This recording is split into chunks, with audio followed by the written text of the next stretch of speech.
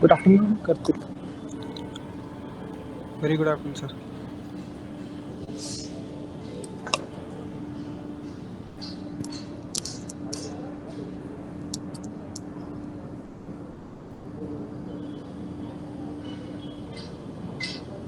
Last time you had joined this class, right?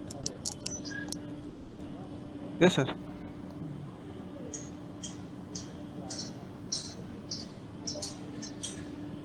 Okay. We'll wait for a few more minutes. Let's see if more people join. Okay.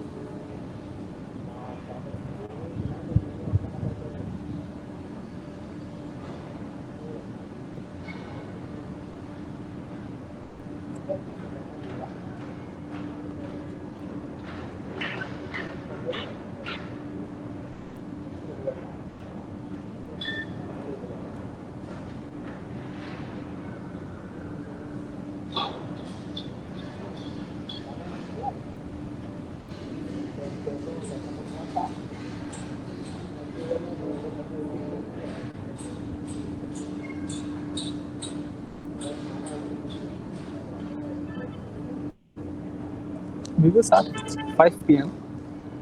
So if more people want, I can probably discuss the questions again. I don't know how many people will come to this class. One second.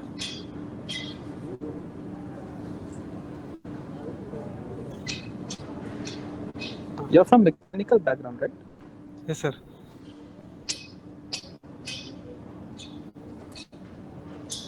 While going through the lectures, he explains the concept so well that it seems very easy, but while solving the questions, it's a pretty tough one. It makes you think.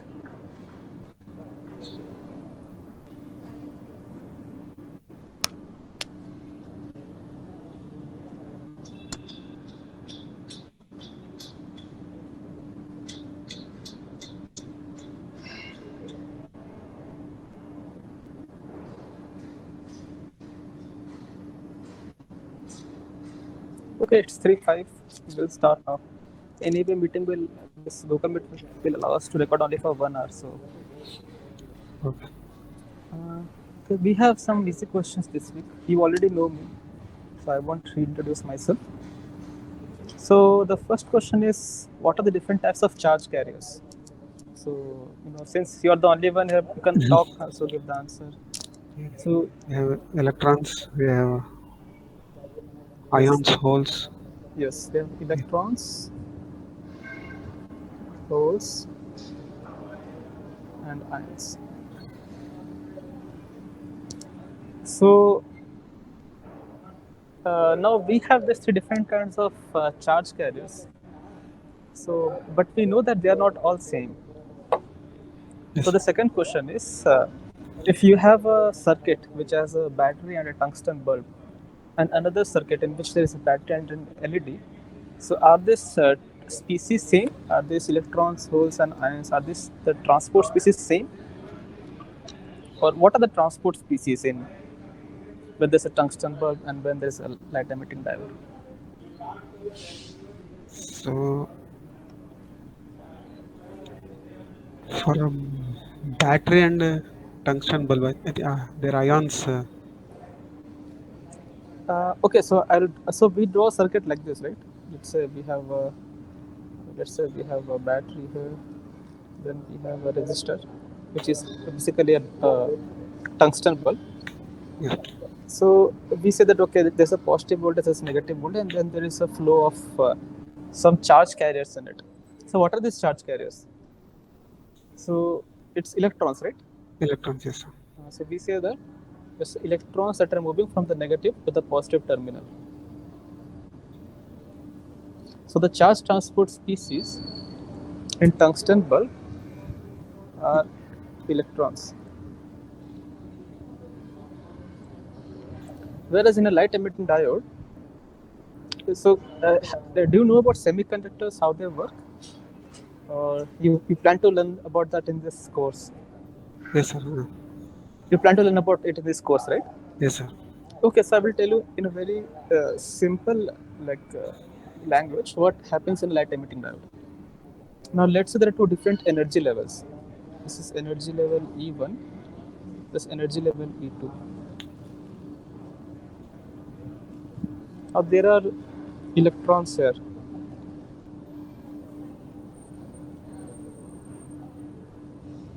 Now what may happen? That's let's say some of these electrons will move from here, and it will move here.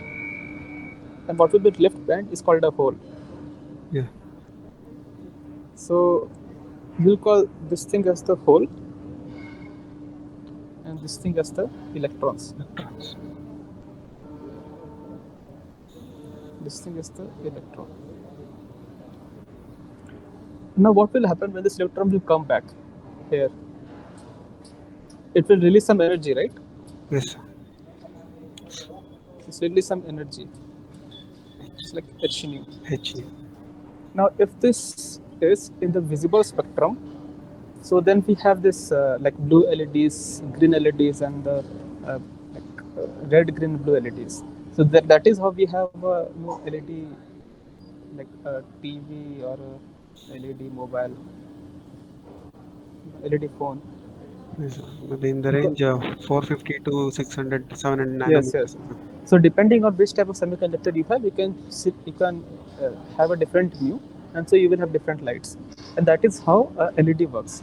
You can have white LED also, in which the view will be all over the place. So in this case,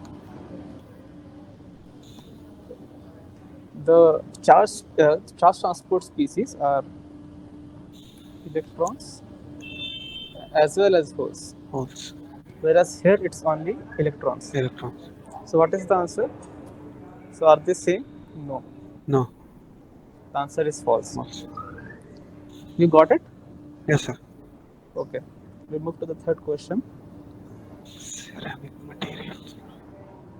So ceramic materials. So you remember last time we had discussed a question on this oxide. Maybe I'll go to the. So we had discussed this question, right? Which was that question? This one. Uh, so ceramic materials have ionic charge species, and we Yes. said that they can be like ions like this, or they can be vacancies. So there can be different types of charge species. Yeah. So now we are talking about like if uh, now there's a statement that ceramic materials have very low rate of charge transport compared to metals and semiconductors. So, what do you think is the answer for this? So one of them is maybe D because sorry, they are heavier than the Okay, which is heavier than what? Can you repeat? low rate of charge transport compared to metal and semiconductor. Electrons are lighter than ions. The D Yes, option D, one of them, yes, it's and correct. and charge charge and then B option B. Option B. Okay, let me also read through it. So, Because, true because ceramic metals conduct charge to electrons that are bigger than regular electrons. We know that this is false. Like all electrons are same, and yes, also ceramic metal doesn't conduct two electrons. yes, So, because charge pieces involved with charge transport in ceramics are heavier than those in the metals, right? You said this is right. You are right. This is also a correct answer. Because ions are the major correct charge carriers in semiconductor. no We electrons discussed and that. Okay, holes. Yeah, electrons and holes. holes. So, yes, B and D are the answers. Correct. Now we'll go to measurements. The first part was about charge carriers. So you know about how like a 4 probe setup and a 2 probe setup. Yeah, it was explained this week. So So you want me to explain it again? yeah, briefly you can go if you can go through it. Okay. Okay. Let's say we have a sample. Okay, a long sample, and you want to measure the resistance. So what you can do, you can put 2 probes here, and pass some current Yes, and measure the resistance or the voltage drop using a voltmeter. Now, now when you do this, so you have a resistance here, right? yes, So you have a resistance here. Let's call it the sample resistance, and then you have 2 probes here. There's a resistance here, the resistance here. These are called the contact resistances. yes, sir. Let them be both be RC, and then you pass a current. Let's say I. So now what the voltage will be? Voltage will be V is equal to I RS plus Yes, 2. There will be 2 times of this, yes, 2 times of RC, RC. because there are contact resistances also. Yes, Now what if you still have the same thing? Okay, let's say I will draw that again here. So I have this. I have RS. I still have this lead here. There's a contact resistance here. There's a contact resistance here. Again, there's a RC and RC. But what you do, you put 2 more probes here and here. So let's say I put 1 more probe here, and I put 1 probe here. yes, This again a resistance here and here. This is again, let's say RS1. This is like this also, let's say RS1, and then again there are 2 constant resistances RC. Let's take RC1, RC1, RC2, RC2. Now what you do, you pass current through them. You pass current through them, and you measure a voltage between these two. okay, Now, but so the current here is I. The current here is, let's say, small I. Okay. yes, sir. So it's such that this I is much smaller than capital I. Okay. Now what happens? Through this you have I current. Through this you have I current. But through this you have I plus I current, right? Yes, Because you have like I current from coming from here, and I like this again I current here. So what happens now, if you like write the voltage drop across this, you will write V is equal to I into RC1 plus RC1 plus I plus capital I into RS. Now we know that I is must this small I is much smaller than the capital I. So Yeah. so this V becomes like very close to I into RS. So you can see here in these two cases, and in this case, and in this case, uh, when you have a 4 probe, the resistance, the voltage that you measure is for the sample. Whereas Yes. in this case, you have also the effect of the contact resistances. If the contact resistances are too high, then you won't even be measuring the resistance of a sample. You'll be measuring just for the contact resistance. The accurate measurement of the Yes. resistance. So this is the difference between the 4 probe technique and the 2 probe technique. You got it? Yes, sir.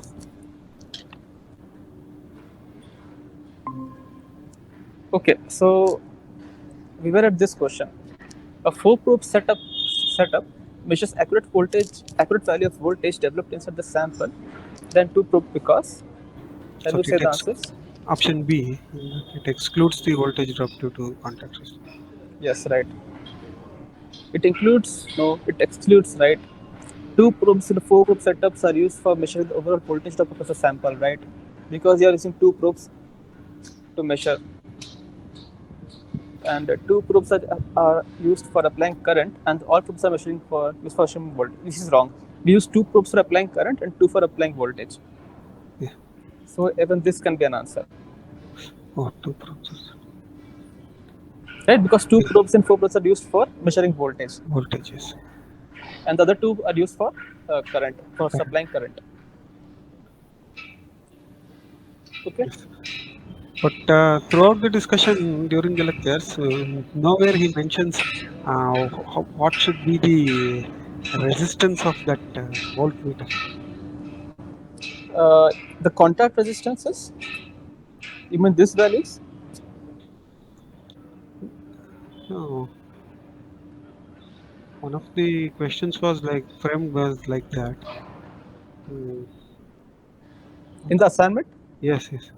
Okay, I haven't seen the assignment because I think there are other TAs who will help you with solving the assignment. You can write this question in the discussion forum.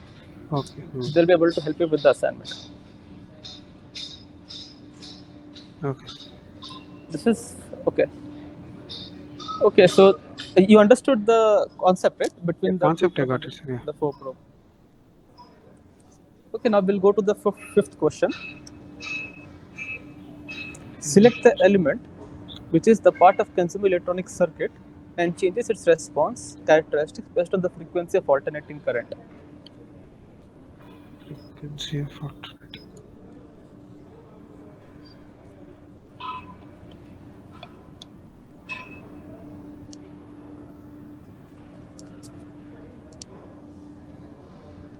So Inductor and capacitor. yes, right. It's inductor and capacitor. So in inductor, so we have this. We apply a voltage source, or it can be like it can be an AC voltage also, and then you have a inductor. So let's say it's a positive. So you have inductance like this, and then you have the EMF, which is given by L di by dt, where I is the current. And for the capacitor,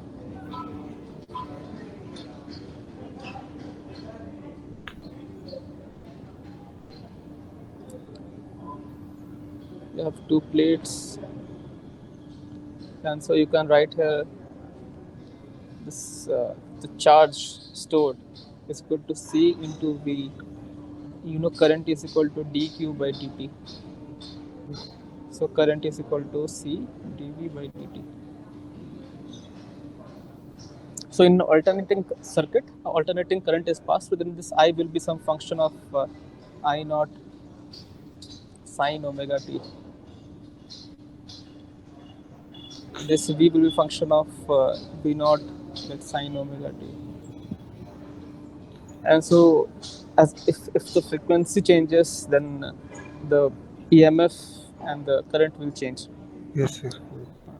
So both this inductor and the capacitor, their response depends on the frequency of the alternating Yeah, circuit. AC depends on AC signal. Yes. Yes. Resistor, we know that it's just V is equal to IR. Yes. There's no frequency term in this. So this is not the correct answer. And wires are also resistors in a way. Yes. Okay. We'll go to the next question then. An AC current is. When AC current is supplied to a RC circuit consisting of a resistor and a capacitor in parallel, it is observed that it starts behaving like a dash at dash. AC circuit is supplied to RC.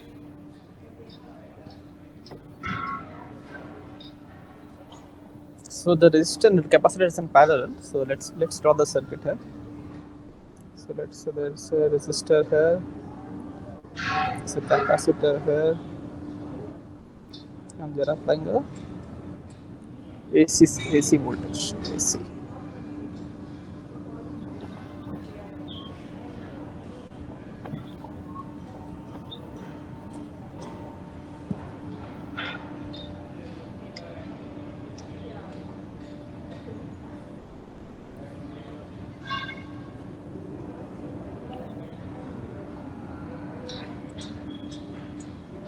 You can take some time. You can think and give me an answer.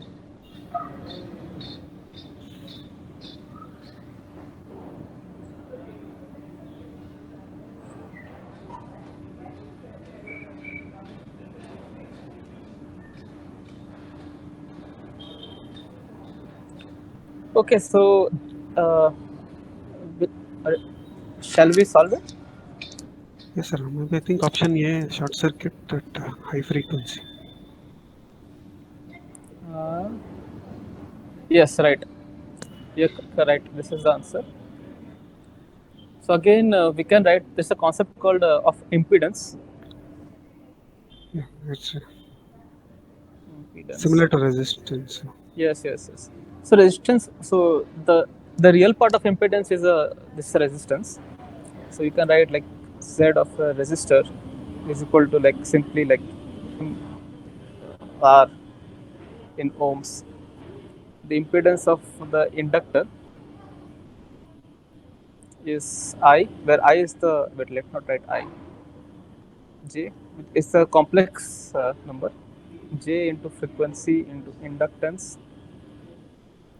Then there's a capacitor is equal to 1 by J into omega into capacitance. Now, if frequency increases, then this will remain. Then this will remain unchanged.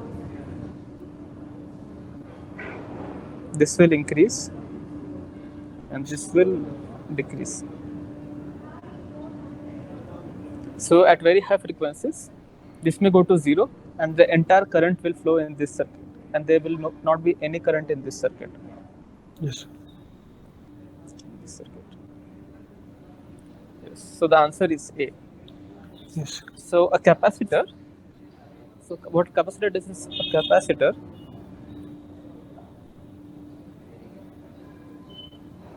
it blocks DC and allows AC.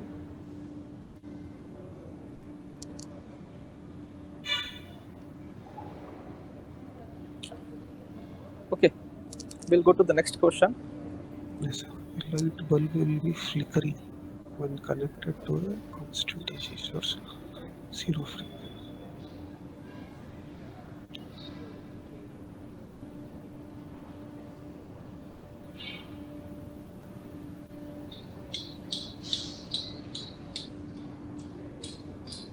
So AC source of zero frequency is basically a DC source, DC, yes, sir. Yeah. right? So it will not flicker, false. Not flicker because we have also seen it. Like there's no reason for it to flicker as long as the current is the same. So what happens is that in there's this if there's a tungsten bulb, then there is a like the melting point of tungsten is around 3380 degrees centigrade, I think so. Tm of tungsten. And so you apply some current, I square RT, I square R power, which causes joule heating, Yes. joule heating, and from that you get light, incandescence light. So if there is no change in the power, then there should be no flickering also. So the collector will not flicker when it's a DC source. Yes. Okay, now we have the eighth question. Free electron gas model for metals built in. Option B. They have some free space and free electrons. Right. So will anybody discuss all the options? So Yes. for option A, metals contain electrons and protons. So all materials contain electrons and protons. It's not Yes. like specific to metals.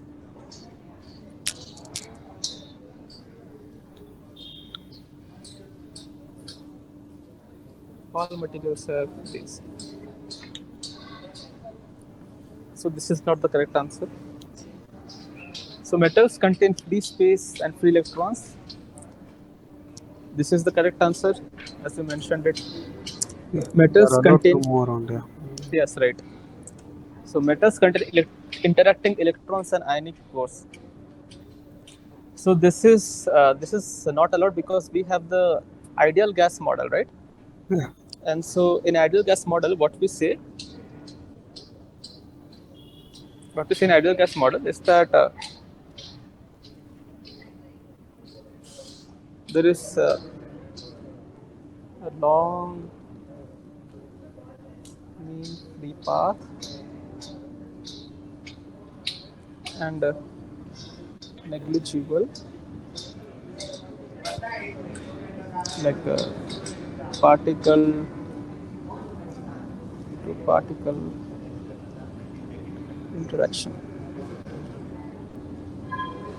So these particles can be like molecules or they can be atoms, for example helium gas, or it can be like some CO2, it can be a CO2 gas. Oh. So similarly for when we talk about the free electron gas in metals, we have something called the uh, independent electron assumption. So what this means is that this electron, there's no electron to electron interaction.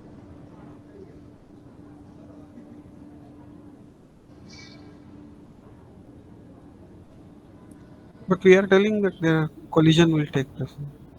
Yes, yes, yes. So the collisions do take place, but when we consider like interactions, we mean in more terms like an ionic interaction sort of a thing. Okay. And the mean free path is very long. Okay. And the second thing is we have something called the free electron assumption. So the ideal gas model is the first step towards modeling what a metal seems like, and then we say that okay, some assumptions are incorrect, and then we correct them. One of those assumptions is this independent electron assumption, and also this one. Yes. What this means is that there is no electron to ion interaction. So when we talk about gases, we say that a gas molecules can only hit the walls of the container, and then Container. they don't interact with each other. Or another way of saying is that the mean free path is very long. So this is what the means is a very long mean free path in this case, and there is no electron to ion interaction because when you consider a gas, let's say in a balloon, there is no fixed lattice structure, right? this atoms can move. This can move anywhere. Anywhere, yes. So in the same, we say that there's so much space inside the metal that that the electrons do not see these ions, and there is no ion to electron interaction. That is the electron assumption. Yes, okay. Yes. So we know that we are neglecting ions. So this is not the correct answer. There's no ionic cores. Yeah, Metals contain free space and bound electrons. Again, we are talking about this free electron assumption. free electron, There's yes. no interaction. So we cannot consider bond electrons. So both of these answers are incorrect. So only B is the correct answer. Yes.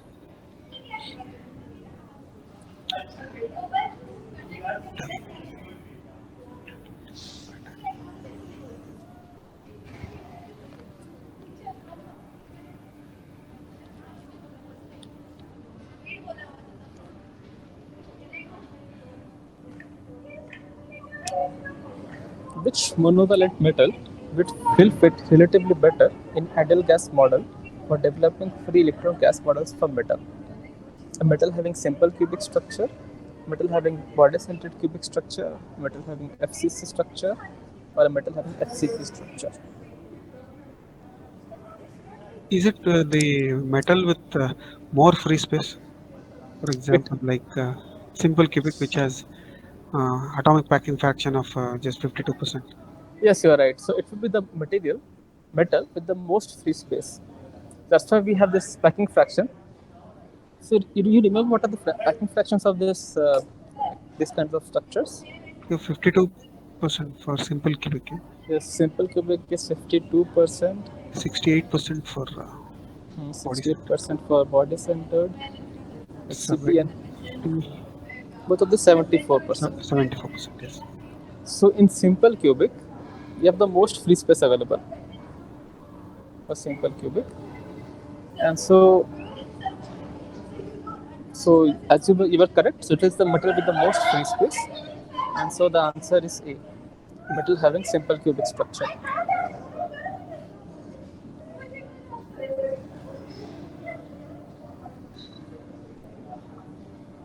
Solid block having electron charge.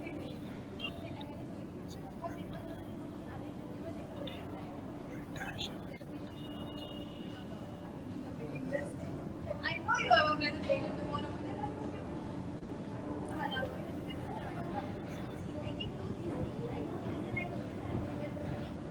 A solid block having electronic charge species and almost 1,000 times more densely packed than an ideal gas attains energy by dash on raising the temperature. So Convection. temperature comes into picture means conduction will be one of the process.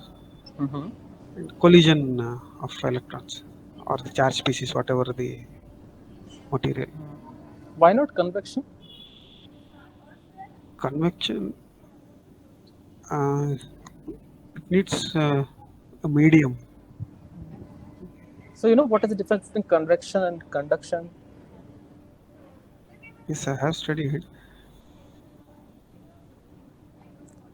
So in conduction, Yes, so the atoms they do not move away from the mean position still remains the same. so yes, So its vibration may increase or decrease. Let's say there is a particle here, and if at low temperature it can move this much, and at high temperature it can move this much. within the limits of the solid. Yeah. Yes, yes. But the mean position remains the same, sort of, approximately. It's not always the same. Like we know that with increasing temperature, the volume increases, but assuming it's more or less remains the same. Yes, Whereas in convection process, the atoms they themselves can move in the material. yes, So since it's a solid block, we know that all the atoms are fixed in their positions, and so convection cannot take place. So yes. convection is not possible in solids; it's only possible in fluids. Only possible in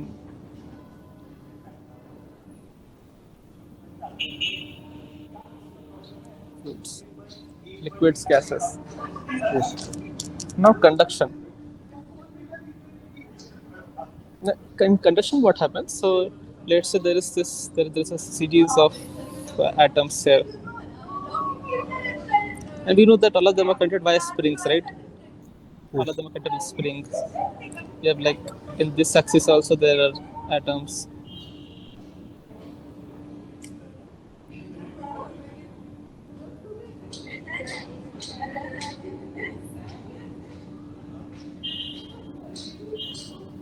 Now, when you let's say you heat up this atom, it will start vibrating vigorously, and because of Yes. the spring structure, this energy will be translated to all of these atoms, one by one, and that is how heat will spread from let's say from this atom to this atom, Yes.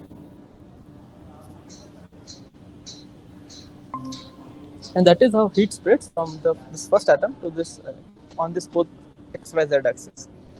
So there is a like ionic core to ionic core interaction heat transfer. Now, what happens in a metal, along with all these ionic cores, is there's the ionic cores. There are also free electrons everywhere. There are Yes. free electrons everywhere. So what happens? Let's when this starts vibrating vigorously, it transfers electron energy to the electrons as well. Yes. And these electrons are very long meaningful path. They can probably go here and then excite this electron because of the very that's the ideal gas assumption. So this all electrons can move everywhere. The electrons can move everywhere, and that is how heat can be transferred in the Yes. solid. Sorry. Through So the conduction. yes, so the answer is both conduction, which includes like ionic core, and then this collision of charged species Charge carriers. from Yes. the ionic core to electrons and the electron to electron. Now, because of this reason, just because of the free electrons, the metals, the charge transfer in metals is better than like is best is among is best among all solids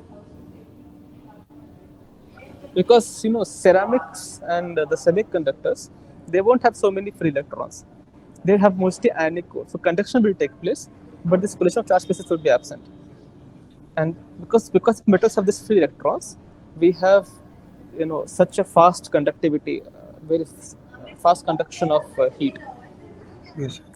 and also because of conduction the this, solids generally solids are better than liquids, and they are better than gases in terms of gas heat conduction. Heat conduction.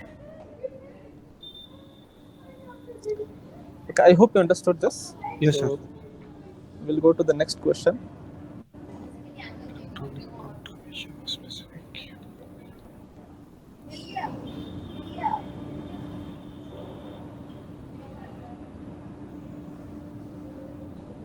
Electronic contribution specific.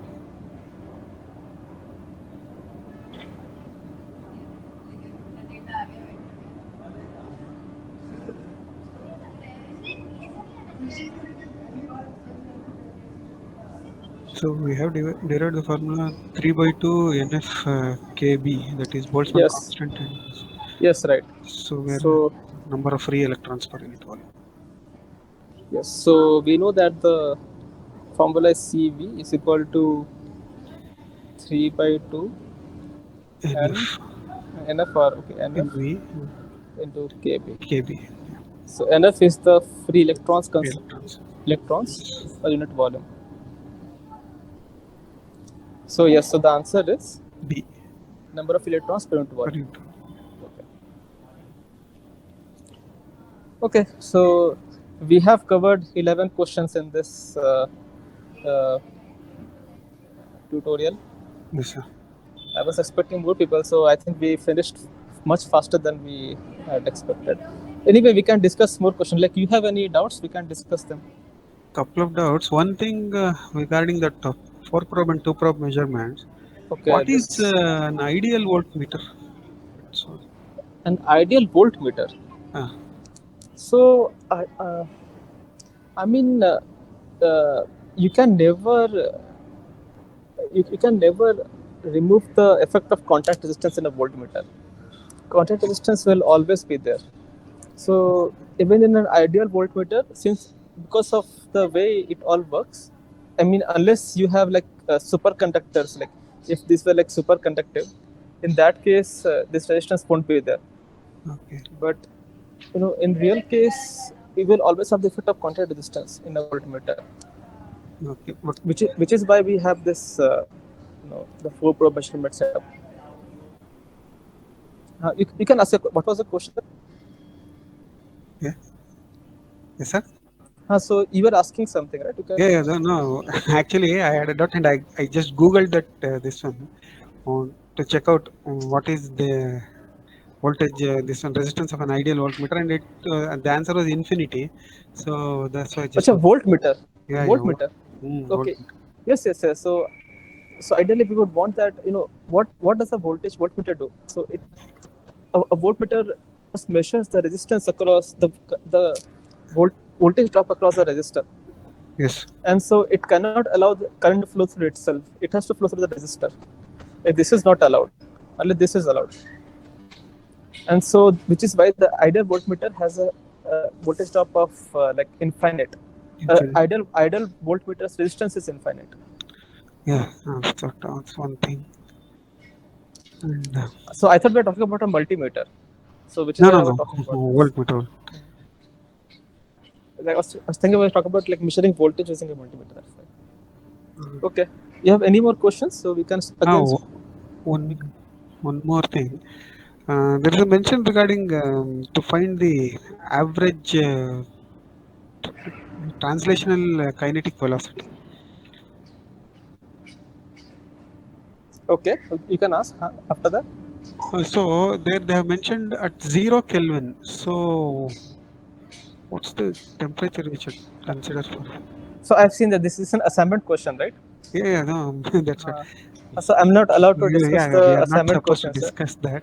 Uh, so, so you can raise this question in the discussion forum. Okay. So in the discussion forum, maybe the TS will help you with this. So Okay. since we have some time, I can probably discuss about the LED, right? So, Yeah, lady. so I have this image. So what we do is that you take N-type semiconductor. So are you like aware how semiconductor works? Yeah, I have. I do. No. Okay, okay. So anyway, let's cover from the basics. So we have like, let's say, silicon. There's a valence band and a conduction band. Now what happens? Like, let's say in the silicon structure, you have like silicon atoms everywhere. Like let's say this goes to infinity.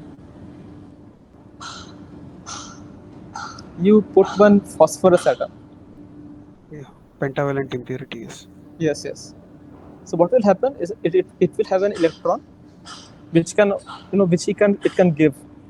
Yes, So there is so because of this it can donate electrons.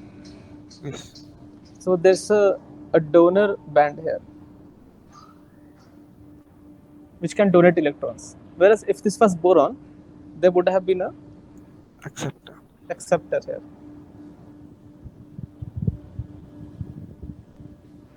Now what happens in a LED is that you make a PN junction. So so this part that you see, so these are called Fermi levels. I think this will be discussed in much more detail in the classes. Fermi level. Yes. Now when you mix them both, they will get aligned. Yeah. So what will happen is that you will have some kind of a structure like this.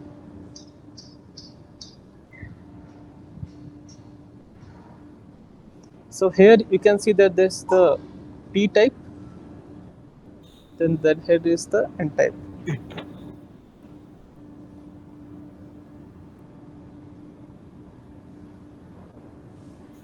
Now if electrons have to move from here to here, then there's a potential difference. It's an electron injection. So this will happen, and so for that it has to cross this barrier. Yes. This barrier has to be crossed. So what you do, you apply negative voltage on this side,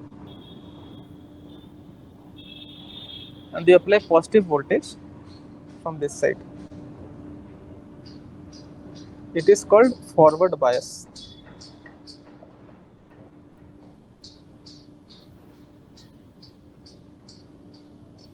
When you do this, these electrons can come and from the n type region to the p type region, and then it goes and meets with the holes, which I have shown here. The electron will come and meet with the hole, and that is how energy will be released. So, it actually for the LED you need a PN junction for uh, generating light. So you'll be reading more about this. Just know that this is how a LED works. I'm sure in this course we'll talk more about how these things work. Okay. Okay. Anything else? Any questions or anything? There's no one else. Right? There's only you, right? Is there anyone else? Yeah, no one has turned up. Okay. Tathagat and this didn't come today. Okay.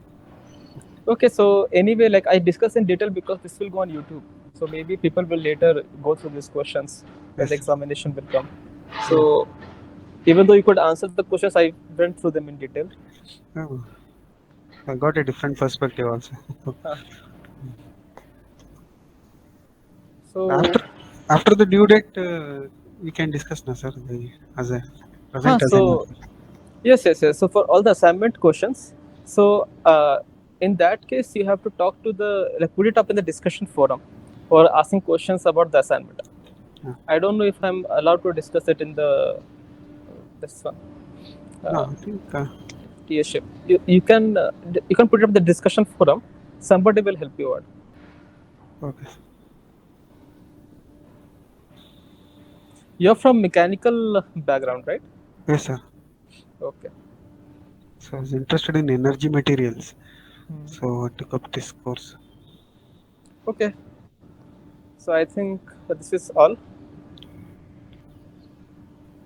Uh, Anything else? I don't think so, right? The questions were sort of like straightforward. The derivation for this is a long one. You would have seen that what they Yeah, do is we like did in the class. Yes. yes. In this case, they consider the ideal gas model, Yes. and then they draw the cube, and then they measure the momentum difference, and from that Yes. they calculate the pressure. Then they do P is equal to nRT, Yes. Yes. and that is how you get this or this kb term. Here R is equal to like n. I forgot the number into kb is R. Yes.